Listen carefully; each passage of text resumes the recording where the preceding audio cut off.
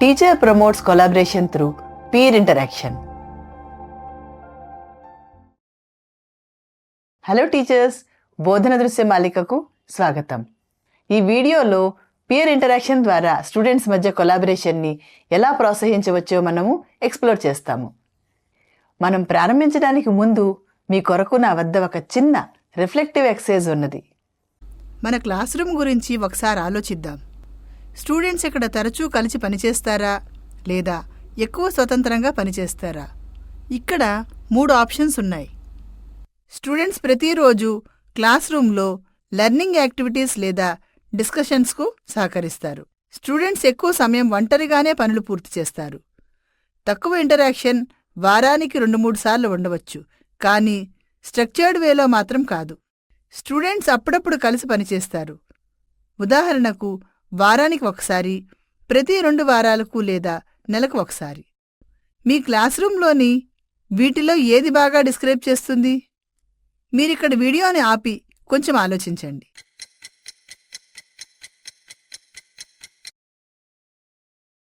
మీ students రోజువారీ learning activities లేదా discussions కోసం కొలాబరేషన్ చేస్తే మీరు సరైన మార్గంలో ఉన్నారు అని అర్థం.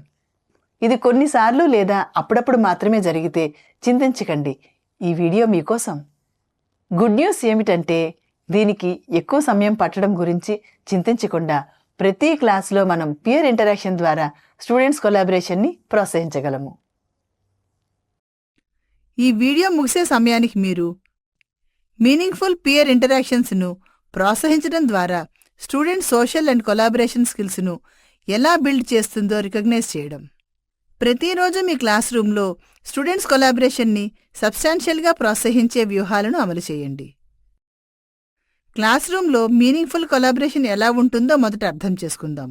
కొలాబరేషన్ అంటే స్టూడెంట్స్ కలిసి కూర్చోవడం లేదా పక్కపక్కనే పనిచేయడం కంటే చాలా ఎక్కువ.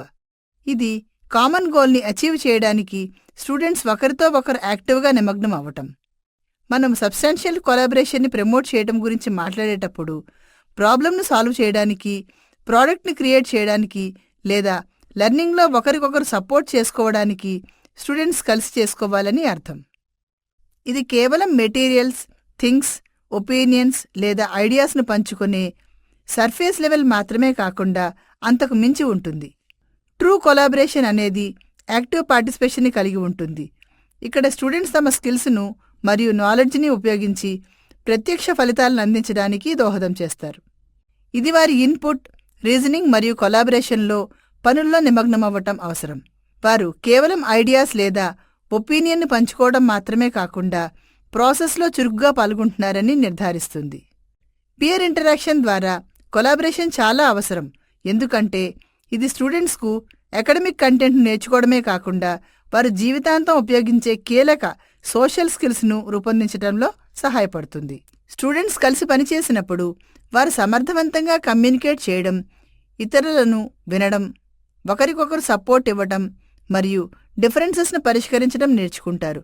తద్వారా వారి సోషల్ మరియు కొలాబరేషన్ స్కిల్స్ను ప్రోత్సహిస్తుంది. ఈ పరస్పర చర్య సానుకూల క్లాస్ రూమ్ అట్మాస్ఫియర్ని కూడా డెవలప్ చేస్తుంది. ఇక్కడ స్టూడెంట్కు విలువ ఉంటుంది మరియు అందరూ వీరితో కలుస్తారు. ఇది వారి కంఫర్ట్ జోన్ నుండి బయటపడటానికి, వారి లెర్నింగ్పై ఓనర్షిప్ని తీసుకోవడానికి మరియు వారి సామర్థ్యాలపై విశ్వాసాన్ని పెంపొందించుకోవడానికి వారిని ప్రోత్సహిస్తుంది. ఇప్పుడు క్లాస్ రూమ్లో పియర్ ఇంటరాక్షన్ని ప్రోత్సహించడానికి టీచర్స్గా మనం ఇవ్వబోయే కొన్ని టిప్స్ను చూద్దాం. ప్లానింగ్తో ప్రారంభిద్దాం.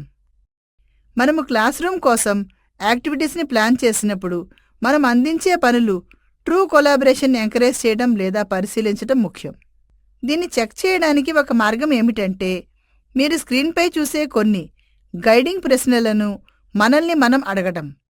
మీరిక్కడ వీడియోను పాజ్ చేసి వాటిని నిశితంగా పరిశీలించవచ్చు. ఇవి స్టూడెంట్స్ మధ్య ఇంటరాక్షన్ని ప్రమోట్ చేయడంలో పెద్ద మార్పును కలిగించగల సింపుల్ అడ్జస్ట్మెంట్స్. నెక్స్ట్ మనము కొలాబరేషన్ కొరకు అవసరమయ్యే యాక్టివిటీస్ను డిజైనింగ్ లేదా చూస్ చేసుకోవటం. స్టూడెంట్స్ కోసం మనం ప్లాన్ చేసే యాక్టివిటీస్ కొలాబరేషన్కి అవసరమయ్యేంత సంక్లిష్టంగా ఉండాలి. టాస్క్ని ఇండివిజువల్గా పూర్తి చేయగలిగితే స్టూడెంట్స్ తమ పిఎస్తో ఇంటరాక్షన్ అవసరం లేదని భావించవచ్చు. ఉదాహరణకు, ఫిల్ ఇన్ ద బ్లాంక్స్ క్వశ్చన్స్తో కూడిన సింపుల్ వర్క్షీట్ని ఇవ్వడానికి బదులుగా ప్రతి స్టూడెంట్ ఇన్పుట్ అవసరమయ్యే స్పెసిఫిక్ టాపిక్పై గ్రూప్ ప్రజెంటేషన్ క్రియేట్ చేయడానికి కలిసి పనిచేయమని మనం స్టూడెంట్స్ను అడగవచ్చు. ఈ విధంగా స్టూడెంట్స్ టాస్క్ని సక్సెస్ఫుల్గా పూర్తి చేయడానికి కమ్యూనికేట్ చేయాలి మరియు కొలాబరేట్ అవ్వాలి. మూడవది, setting ground rules for effective team work. Students కలిసి పనిచేయడానికి మనము స్పష్టమైన గ్రౌండ్ రూల్ను ఏర్పాటు చేయడం చాలా అవసరం. మన క్లాస్ రూమ్లో స్టూడెంట్స్ ఎలా ఉన్నారనే దానిపై ఆధారపడి వివిధ క్లాసెస్కు ఈ నియమాలు భిన్నంగా ఉండవచ్చు. చివరిగా, choosing the right group size. Students ఎంత బాగా కొలాబరేట్ అవుతారనే దానిపై గ్రూప్ సైజ్ పెద్ద రోల్ను పోషిస్తుంది. గ్రూప్స్ చాలా పెద్దవిగా ఉన్నట్లయితే కొంతమంది స్టూడెంట్స్ ఏమి పని చేయలేకపోవచ్చు లేదా తక్కువ కాంట్రిబ్యూషన్ అందించే ప్రమాదం ఉంది. దీనిని తరచుగా ఫ్రీ రైడింగ్గా సూచిస్తారు. ఐడియల్ గ్రూప్ సైజ్ 3 నుండి 5 స్టూడెంట్స్. ఇది ప్రతి ఒక్కరూ పనిలో యాక్టివ్ రోల్ను కలిగి ఉండడానికి అవకాశం ఉంటుంది. ఇప్పుడు స్టూడెంట్స్ కొలాబరేషన్ని ప్రమోట్ చేయడానికి మన రోజువారీ టీచింగ్ ప్రాక్టీసెస్లో ఉపయోగపడే కొన్ని సింపుల్ మరియు క్విక్ యాక్టివిటీస్ను చూద్దాం. ప్రాథమిక గ్రేడ్ల కోసం, అంటే గ్రేడ్ 5 వరకు ఉపయోగించడాన్ని ఈ విధంగా పరిగణించండి. Think, pair, share, collaborative art work, concept maps, group challenge like building or creating something, puzzle solving మరియు పీర్ లెర్నింగ్. యంగ్ లెర్నర్స్ మధ్య కొలాబరేషన్ని పెంపొందించడంలో ఈ యాక్టివిటీస్ సింపుల్ అయినప్పటికీ ఎఫెక్టివ్గా ఉంటాయి. సెకండరీ గ్రేడ్ల కోసం మనము ఇప్పుడే చూసిన యాక్టివిటీస్తో పాటు మనం మరింత కాంప్లెక్స్ యాక్టివిటీస్ని కూడా చేర్చవచ్చు. Group discussions, debates, role plays లేదా skits, class room presentations, mind maps మరియు చిన్న గ్రూప్స్ లేదా పేర్స్లో క్లాస్ క్విజ్. స్టూడెంట్స్ ఒక ప్రాడక్ట్ను రూపొందించడానికి, మరొక స్టూడెంట్కి సహాయం చేయడానికి, ప్రాబ్లమ్ సాల్వ్ చేయడానికి, వర్క్షీట్ను పూర్తి చేయడానికి లేదా కొత్త ఐడియాని ప్రజెంట్ చేయడానికి స్టూడెంట్స్తో కలిసి పనిచేసినప్పుడు మాత్రమే ఈ యాక్టివిటీస్ అన్నీ అర్థవంతమైన పియర్ ఇంటరాక్షన్ను ప్రోత్సహిస్తాయని గమనించడం ముఖ్యం. అయితే ఇది అభిప్రాయాలను పంచుకోవడం ద్వారా కానీ మెటీరియల్స్ లేదా ఐడియాస్ వలన ఏమాత్రం కాదు. ఇప్పుడు మనం మన రోజువారీ టీచింగ్ ప్రాక్టీసెస్లో ఉపయోగించగల మరో 2 క్విక్ మరియు కొత్త స్ట్రాటజీస్ను వివరంగా చూద్దాం. ముందుగా మనం జిగ్సా మెథడ్ని చూద్దాం. జిగ్సా మెథడ్ అనేది ఒక టాస్క్ని పూర్తి చేయడానికి లేదా ఒక టాపిక్ని అర్థం చేసుకోవడానికి, కొలాబరేటివ్ మరియు ఎంగేజ్డ్ లెర్నింగ్ ఎక్స్పీరియన్సెస్ని సృష్టించడానికి హోమ్ గ్రూప్స్ మరియు ఎక్స్పర్ట్స్ గ్రూప్స్ రెండింటినీ ఉపయోగించడంతో కూడిన మల్టీ స్టెప్ స్ట్రాటజీ. ఇప్పుడు ఇది ఎలా పనిచేస్తుందో చూద్దాం. ముందుగా స్టూడెంట్స్ 3 నుండి 6 మంది మెంబర్స్తో కూడిన వారి హోమ్ గ్రూప్స్లో కూర్చుంటారు. గ్రూప్స్లోని ప్రతి స్టూడెంట్కి వేరే సబ్ టాపిక్ కేటాయించబడుతుంది. అన్నీ ఒకే మెయిన్ టాపిక్కి కనెక్ట్ చేయబడతాయి. ఉదాహరణకు, మీరు గ్రేడ్ 7లో వాటర్ ది ప్రైమరీ సోర్స్ అనే పాఠాన్ని టీచ్ చేస్తున్నట్లయితే ప్రతి group rain water harvesting, drip irrigation మరియు వాటర్ రీసైక్లింగ్ వంటి వివిధ వాటర్ కన్జర్వేషన్స్ పద్ధతులను స్టడీ చేస్తారు. స్టూడెంట్స్ వారి హోమ్ గ్రూప్స్లో వారి సబ్ టాపిక్స్ను చదివి డిస్కస్ చేసిన తర్వాత వారి వారి ఎక్స్పర్ట్ గ్రూప్కు తరలిస్తారు. ఈ ఎక్స్పర్ట్ గ్రూపులలో ఒకే సబ్ టాపిక్ను అధ్యయనం చేసిన స్టూడెంట్స్ ఉంటారు. ఉదాహరణకు, డ్రిప్ ఇరిగేషన్పై ఫోకస్ సారించిన స్టూడెంట్స్ అందరూ ఇప్పుడు ఒకే ఎక్స్పర్ట్ గ్రూప్లో ఉంటారు.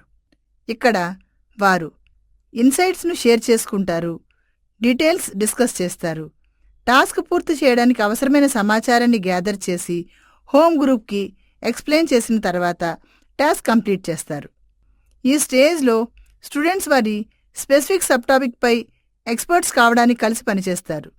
డిస్కషన్స్ మరియు కొలాబరేషన్ ద్వారా వారు తమ అవగాహనను మరింతగా పెంచుకుంటారు మరియు ఇతరులకు టీచ్ చేయడానికి సిద్ధంగా ఉంటారు.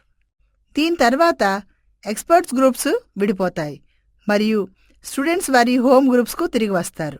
ఇప్పుడు ప్రతి స్టూడెంట్ మెయిన్ టాపిక్లోని వారి ఓన్ ఏరియాలో నిపుణుడు. వారు తమ హోమ్ గ్రూప్స్ మెంబర్స్తో తమ నాలెడ్జ్ని షేర్ చేసుకుంటారు. అన్ని సబ్ టాపిక్స్ను అర్థం చేసుకోవడంలో మొత్తం గ్రూప్కి సహాయపడతారు. ఈ సమయంలో చార్ట్ లేదా పేపర్పై పోస్టర్ను రూపొందించడానికి మీరు అందించే ఏవైనా గైడింగ్ క్వశ్చన్స్ను స్టూడెంట్స్ ఫిల్ చేయవచ్చు. స్క్రీన్పై మీరు వాటర్ కన్జర్వేషన్ ఉదాహరణ కోసం టాస్క్ మరియు గైడింగ్ క్వశ్చన్స్ను చూడవచ్చు. ఈ ప్రక్రియలో ప్రతి స్టూడెంట్ పజిల్లో కీలకమైన భాగం అవుతాడు. వారు తిరిగి కలిసి వచ్చినప్పుడు ఒకరికొకరు పూర్తి పిక్చర్ని రూపొందించడంలో సహాయపడతారు. మొత్తం టాపిక్పై పూర్తి అవగాహన పొందడానికి వారి వ్యక్తిగత నైపుణ్యాన్ని కలుపుతారు. తర్వాత మనము తదుపరి స్ట్రాటజీ నోట్బుక్ రిలేని చూద్దాం. నోట్బుక్ రిలే అనేది టీంవర్క్, క్విక్ థింకింగ్ మరియు పార్టిసిపేషన్ని ప్రమోట్ చేసే interactive class room activity. Relay ఫార్మేట్లో షేర్డ్ నోట్బుక్ లేదా బ్లాక్ బోర్డ్లో వంతుల వారీగా సమాధానాలు వ్రాయటం లేదా ప్రాబ్లం యొక్క పార్ట్స్ను సాల్వ్ చేయటం వంటి గ్రూప్స్లో పనిచేసే స్టూడెంట్స్ ఇందులో పాల్గొంటారు. ఇది కాన్సెప్ట్లను రివ్యూ చేయడానికి, మ్యాథ్స్ ప్రాబ్లంను లేదా ఇంగ్లీష్ ఎక్సర్సైజ్ను సాల్వ్ చేయడానికి, బ్రెయిన్ స్టార్మింగ్ ఐడియాస్ లేదా లెసన్ నుండి సమాచారాన్ని సమ్మరైజ్ చేయడానికి ప్రత్యేకంగా ఉపయోగించబడుతుంది.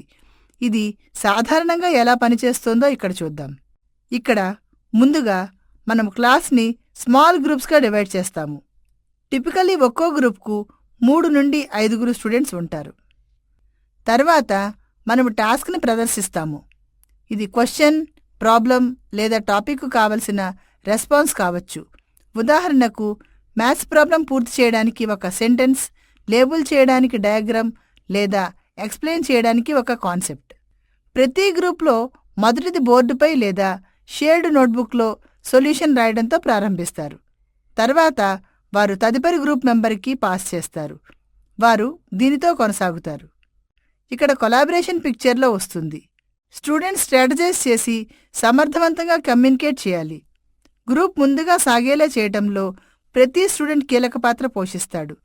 వారు బోర్డర్లో లేదా నోట్బుక్లో వ్రాసినా కూడా ప్రతి టీం మెంబర్ కాంట్రిబ్యూషన్ ముఖ్యం.